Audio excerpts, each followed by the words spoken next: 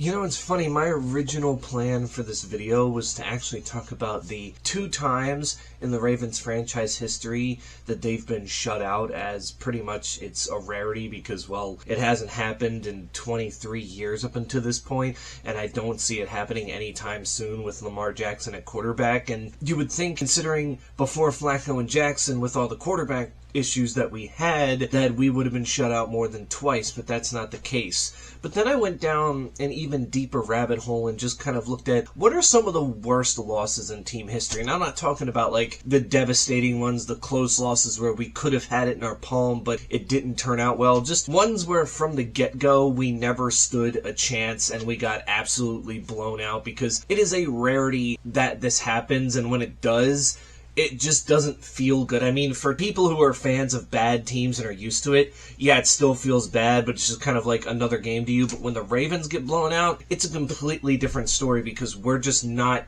used to seeing that it just makes us question our team in general. Here are 15 games I found where the Ravens got absolutely dominated from start to finish, and I might as well just talk about those 2 shutouts because, you know, they can just be quick to get through. Week 11 in 1997, the Ravens were actually playing in prime time against their division rival Steelers, and at 4-5, the Ravens already matched their win total from their first season. They had an opportunity to stay in the thick of things in the playoff race, and they had beaten the Steelers already. They played 3 times. Sure, the Steelers won 2 of those matchups, but the Ravens did have a win against the Steelers, so it wasn't like it was anything impossible that hadn't happened before. And let's just say the Steelers absolutely dominated. In an embarrassing primetime showing, the Steelers beat the Ravens 37-0, as this was the worst of the 2 shutouts, and I believe is tied for the worst point differential margin in a loss for the Ravens in their history. The Ravens tallied just 172 total yards and 7 turnovers,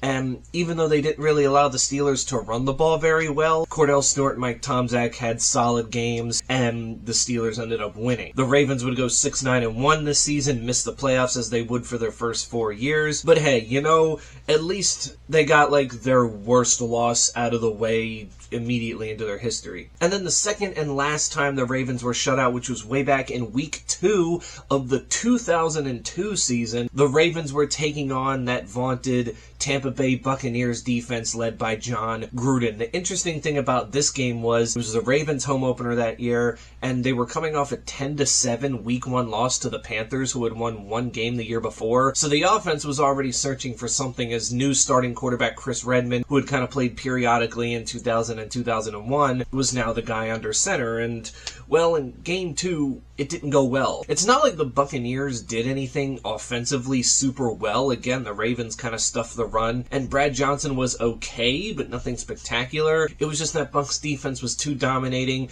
adding a safety and a pick 6 into the mix, beating the Ravens 25-0 for their first win of the year, en route to their first Super Bowl title. The Ravens would kind of rebound with Redman winning 3 of his last 4 starts to go 3-3 with him under center. Because his stats were not bad, but a little bit, there could have been a little bit more, they decided to bench him for Jeff Blake, and at 7-9, the Ravens went on to miss the playoffs that year. But hey, nobody kind of expected them to go 7-9 this year. They were expected to be worse, so somehow, someway, the Ravens were still in playoff contention for most of the season. The next game I want to talk about is Week 7 in 1999. This was the Ravens' first ever Thursday night primetime game. We're taking on the Kansas City Chiefs, and let's just say it did not go well. Future Ravens quarterback Elvis Gerbach tore up this defense, a defense in 99 that was really good. However, this was before the Ravens hit their peak this season, as after this loss, the Ravens would then go on to win 6 of their last 9 games to finish 8-8, would then set up, you know, their Super Bowl run the next year. But losing this game 35-8, and the Ravens didn't score until they were down 28-0,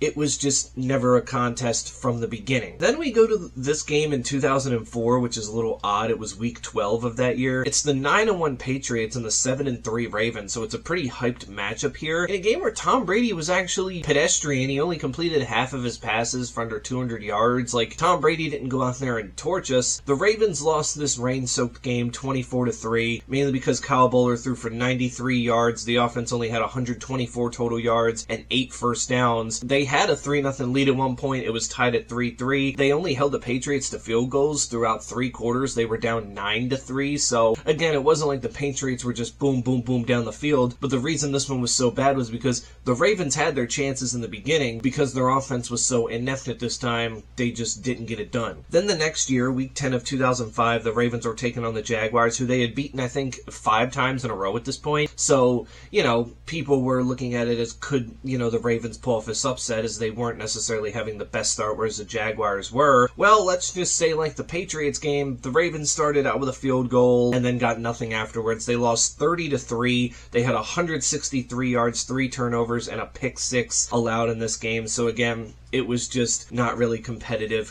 from the beginning. Then this next game is interesting because the Ravens actually put up 20 points, but in week 14 of 2007, again, in prime time against the Colts, I remember this game particularly because of how the first quarter went. The Colts beat the Ravens 44-20 because the Colts put up 23 points in the first quarter. 23. That's not the most I've seen the Ravens allow in the quarter, but in the first quarter, I mean, they allowed 3 touchdowns, and then I believe there was a blocked punt for a safety that made it 23-0. It just was never competitive from the beginning. 5 turnovers didn't help. Bowler had a good completion percentage, but he threw 3 picks, and they didn't score their first touchdown until they were down 30-0, and Yamon Figures returned the following kickoff for a TD, but it was just disastrous altogether. But that wasn't even the Ravens' worst primetime performance in 2007. As you rewind back about 5 weeks, week 9 of 2007, the Ravens are coming off their bye week. They're 4-3. The Steelers are 5-2. This is a battle for first place in the AFC North. The Steelers can either take a 2-game lead, or the Ravens would win and have the tiebreaker over the Steelers, a team that they swept pretty handily the year before. And well,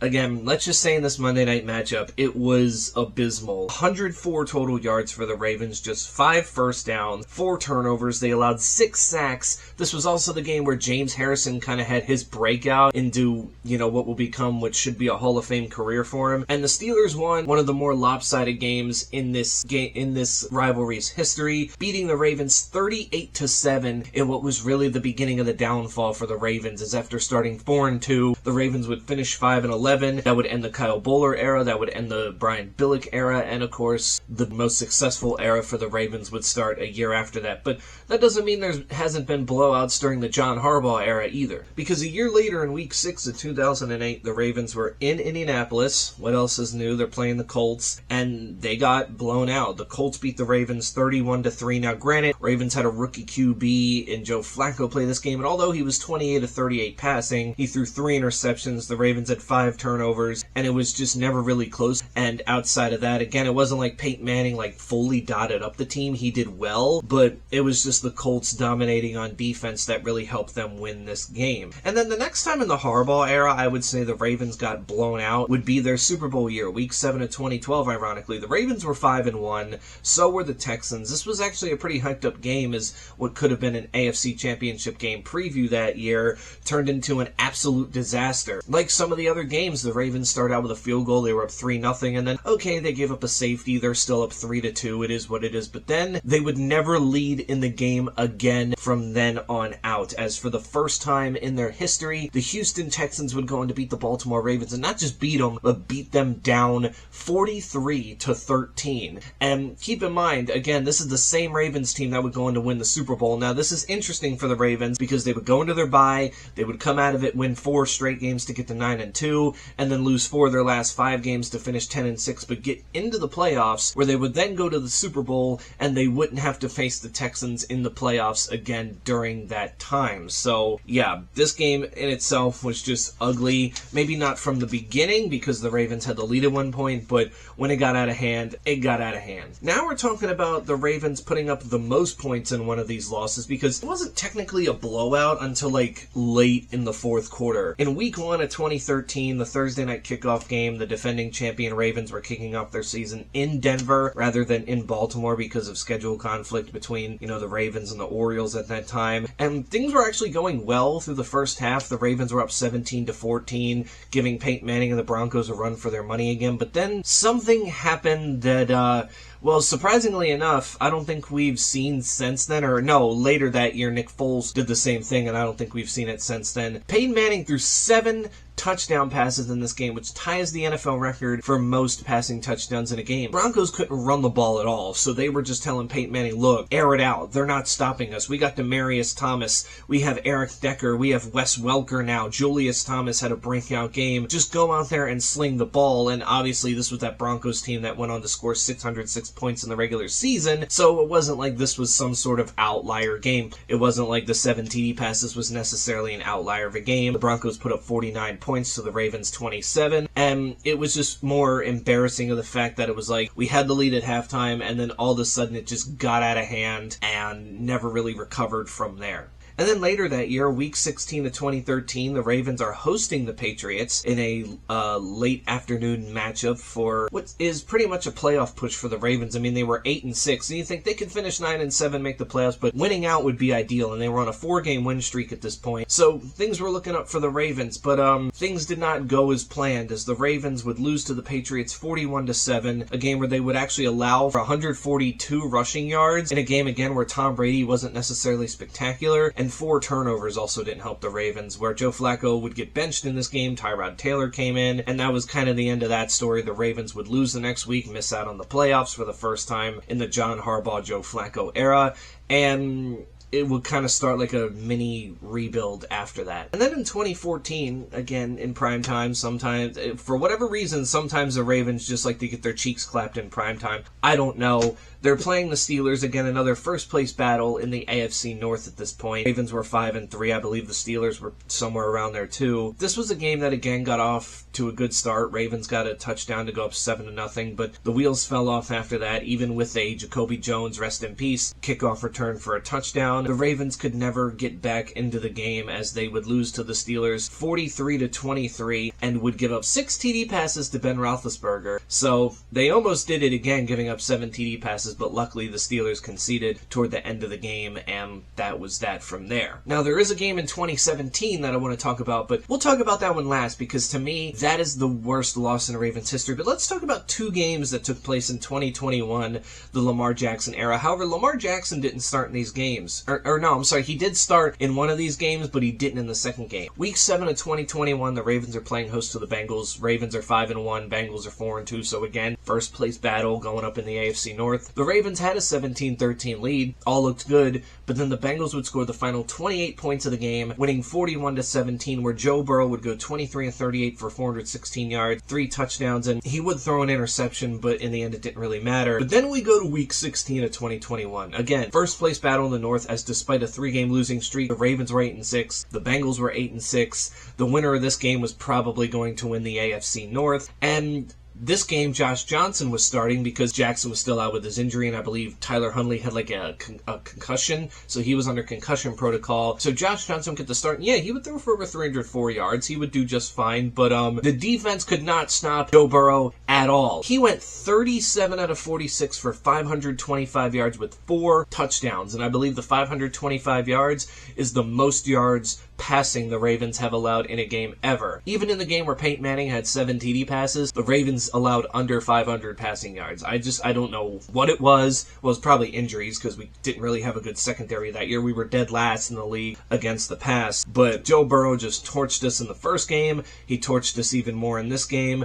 And of course, everybody knows after an 8-3 start, we would lose 6 in a row, go 8-9, and miss the playoffs outright. But to me, the most embarrassing loss in team history comes in week 3 of 2017. The Ravens have only played in London twice in their history. Most recently in week 6 of 2023 when we played the Titans, and we won that game 24-16. But our first time in London just 6 years prior to that did not go so well. I was hyped because, back then playing in London was kind of a rare thing unless you were the Jaguars. So getting to play in that game was pretty cool, and to be honest with you, getting up early on a Sunday morning at 9:30 to watch your favorite team, that's also pretty nice. Except for when they get the bricks beaten off of them. And when I mean beaten off of them, I mean from start to finish, there was just no chance at all. The Ravens fell behind 44-0 before they even got their first touchdown, and that was with backup Ryan Mallett in when Alex Collins caught a pass on a screen and took it for a touchdown. Because in this game, Joe Flacco got benched. He went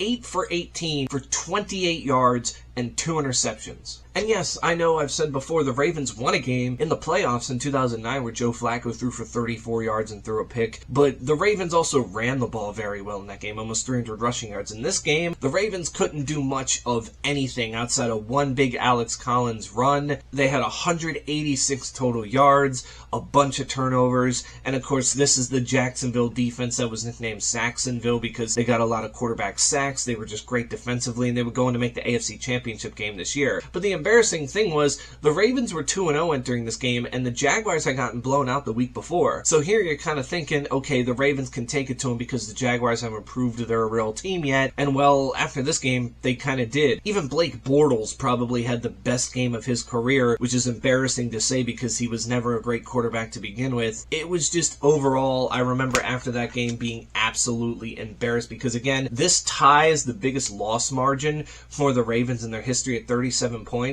but really that touchdown was scored in garbage time, so the Ravens lost this game by 44 and got that TD because the Jaguars were just like, you know, whatever, we got our backups in, it's not really going to matter at this point. And it just, you could tell from the way the game started and just how it was going that the Ravens were never really going to crawl back into it, and it just felt like the team was lifeless from the beginning, whereas at least with these other games there was some sort of life at some point, but in this one it was just like, man, I don't know what it was. Maybe it was just the lag from London, and then for John Harbaugh to say we're never going to play in London again, only to play in London again 6 years later. Now granted, like I said, that time around we won, but I just, man, this to me was the hardest Ravens game to watch. And that Steelers game in 2007 was bad too, and the 7 TD pass game against, Peyton Manning was. But for whatever reason, this one to me, I just remember going, man, I woke up at 9:30 in the morning for this. It was awful. It was horrible. And to me, it's the worst loss in Ravens history. So you can tell me in the comments below, what are some embarrassing losses you've seen by your favorite teams? Doesn't have to be the Ravens, just if you're a fan of another team and you've seen them have embarrassing losses, what is the most embarrassing one to you? Or if you are a Ravens fan, what are some other losses you deem embarrassing that maybe I didn't mention on here for other reasons? But until then, that's it for me. Stay safe out there, and I will catch you all in the next one.